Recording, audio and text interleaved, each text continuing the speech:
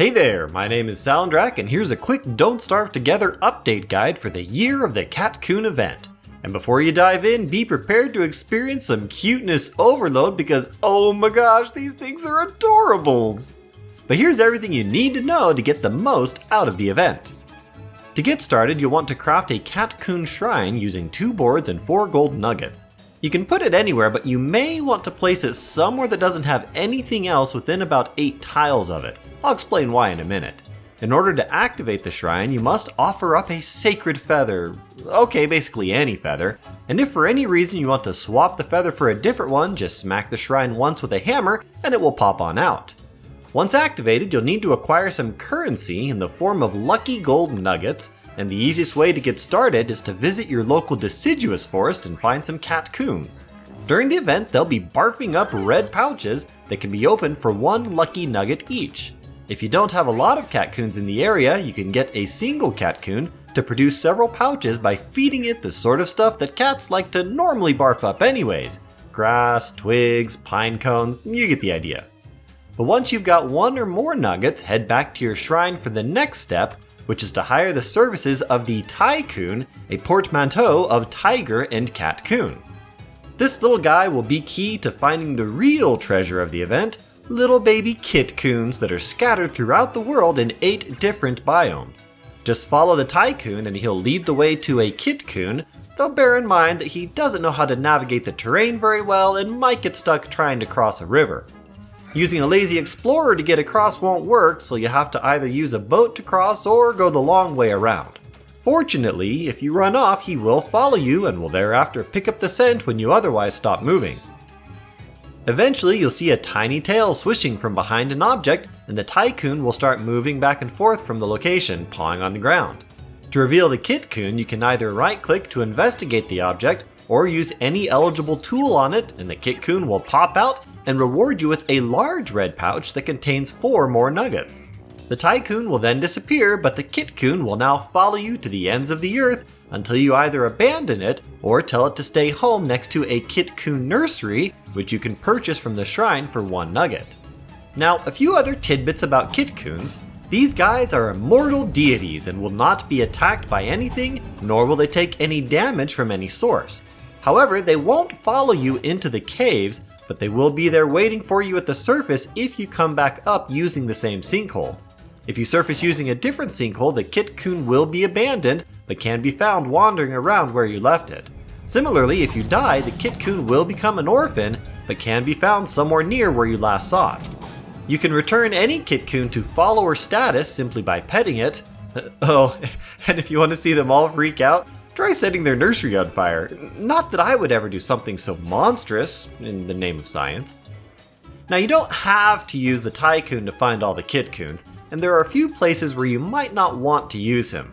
This is because Tycoons are not immortal and will get attacked by all sorts of things, including regular Catcoons, tentacles, grumpy butt beefalo, and hounds. If killed, they'll drop a single large meat, and I suppose you could just slaughter them yourselves because, hey, 1 meat per lucky nugget isn't a bad rate of return. Tycoons have 200 health and deal 30 damage themselves, but note that if you don't kill them fast, they will just disappear, which is what you deserve for being a terrible person. Now, the 8 biomes in which you can find the Kitcoons are the Savanna, a forest, the Mosaic, grasslands, the Lunar Isle, the desert, a deciduous forest, and the swamp. If you manage to find and return all 8 of the Kitcoons to the nursery, you'll be rewarded with a 9th Kitcoon, and seriously, all of these things are just stinking adorable. Look at them just playing with each other. But let's shift gears and talk more about that nursery and what all you can do with it. For the most part, it just serves as an anchor point for your Kitcoons to make sure they don't wander off. Pet any Kitcoon near the nursery and it will become a follower, then stand near the nursery and tell it to go home and it will stay, because that's ever worked with any cat ever. But the real purpose of the nursery is to play a little game of hide and seek with your Kitcoons, which if you do it right, can really boost your lucky nugget income. Here's how it works. As long as you have at least 3 Kitcoons, then once per day you can trigger the game by clicking on the nursery. your character will cover their eyes briefly, and all non-follower Kitcoons housed at the nursery will scatter and hide. For the most part, all structures and growing vegetation seem to be eligible hiding spots for the Kitcoons, and they'll hide within a radius of about 7 to 8 pitchfork tiles from the nursery. Wander too far and your character will let you know. You'll have 1 minute to find all the Kitcoons by running around in a circle, keeping the nursery in view, and just look for the swishing tails and investigate, and each found Kitcoon will reward you with a small red pouch. Find enough of them and you'll get some bonus rewards at the nursery once the game is over, and if you manage to find all 9 Kitcoons, you'll get 2 large red sacks for a total gain of 17 lucky nuggets per game. Now, remember earlier when I said to place your shrine at an area that has nothing around it? Well, this is because if you want to make the game really easy on yourself, put your nursery next to that shrine and then plant a scattering of 5 saplings per Kitcoon in the area around the nursery, no closer than about 1.5 tiles from the nursery, and no further than about 7 tiles, though closer will be easier. Saplings make terrible hiding spots for Kitcoons, and you'll find all the little critters in no time for maximum reward.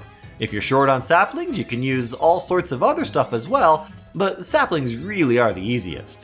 And speaking of rewards, there are a lot of fun little items you can purchase at the shrine. The Kit Collar will allow you to name your pets. The Toy Mouse, Gobbler Wobbler Kit, and Kit Teaser Kit will give your little Kitcoons something to entertain themselves with, and there are 2 new figure sketches you can give to your Potter's Wheel. The Catcoon figure is a majestic rendition of this noble creature of the forest, and the Kitcoon statue features a mama Catcoon with all her baby kits stacked up on top of her. Additional rewards at the shrine are the usual Chinese New Year event items. There are firecrackers, which are harmless little noisemakers that can be set off with a torch. The Red Lantern is a handheld light source that lasts for 12 days but can't be refueled and has a little less light radius than a regular lantern. And floating lanterns can be dropped in large bodies of water where they will last for 6 days. Last on the list are the 3 sections of the Lucky Beast costume, which you can wear and do the dance emote for a nice sanity boost, which is multiplied for additional players wearing different costume parts. In addition to everything else we've already covered, Catcoons themselves were tweaked a bit, as they now have an item inventory that will drop when they die. You can also rummage in their stumps to retrieve stashed items, but watch out as it will upset the Catcoons.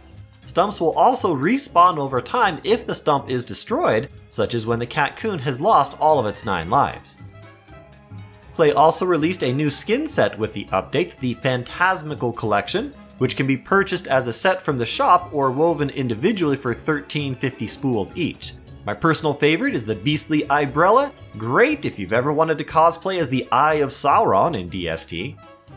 There's also a new game in the trade-in, accessed by clicking the collar next to the sign, which I think is a pet simulator of some sort. But that's it for the update.